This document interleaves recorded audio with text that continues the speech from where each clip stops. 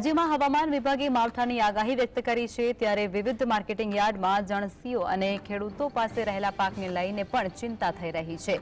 જસદણ એપીએમસીની સૂચના આપવામાં આવી છે કે ખેડૂતોએ પોતાની જણસી ઢાંકીને લાવવી અને કોઈ વેપારી કે ખેડૂતોને ખુલ્લી જગ્યામાં ખેતપેદાશનો માલ હોય તો ત્યાંથી ઉપાડી લેવા માટે પણ સૂચન આપવામાં આવ્યું છે। ત્યારે 23 અને 28 તારીખે માવઠાની આગાહી છે અને તેવા સમયે માર્કેટિંગ યાર્ડમાં શેડમાં જ્યાં સુધી જગ્યા હશે ત્યાં સુધી જણસીઓ ઉતારવામાં આવશે।